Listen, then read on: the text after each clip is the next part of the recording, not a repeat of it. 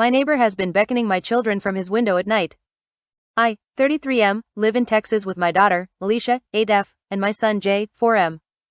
Their mom has been out of the picture for the past 2 years, not dead, and I've managed pretty well as a single father. The three of us lived in a 2-bedroom in a nice neighborhood. I've got a solid job, and the kids are thankfully healthy. Everything was smooth sailing until one night, 2 months ago, during which I was awoken by Jay poking me in the face. He was sobbing violently, though I recognized it as the "I'm afraid" kind of crying as opposed to the "I'm hurt" kind of crying, which made me a little less worried.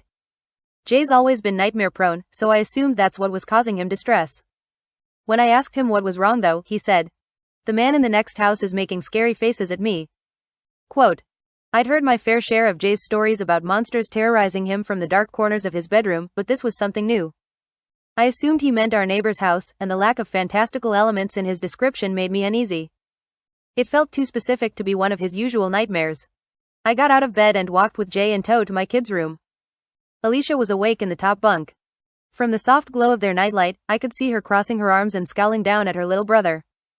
I didn't turn on any lights to give myself a better view of the outdoors and peered out the bedroom window. Their window had curtains on it, but for once they hadn't been drawn all the way, and there was a small opening between them through which Jay must have looked out. One side of the neighbor's house, the one to our left from the street, was visible from Alicia and Jay's room. There were 2 windows on the neighbor's side of the house, but it was too dark inside to see anything. I recalled from what I'd seen in the daylight that the window on the left, the one closest to the front of the house, was the kitchen. I wasn't sure what the window on the right was as it always had its curtains drawn. I asked Alicia if she'd seen anything, and she shook her head. He's always having nightmares and crying. I don't want to share a room with him anymore, Dad. I never get any sleep, it's not fair. Quote. Of course, hearing that made Jay start crying again, so I let him sleep in my room for the night. He has this TMNT indoor camping tent that he prefers to his actual bed. Honestly, at that point, I half suspected his nightmare to be a ploy to get me to let him camp. Anyway, I guess I'm a total pushover because he slept in that tent in my room for the next 2 nights.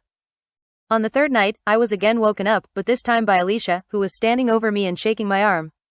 That kid hadn't woken me up in the middle of the night for years. When I asked her what was wrong, she said, "The neighbor was making faces at me."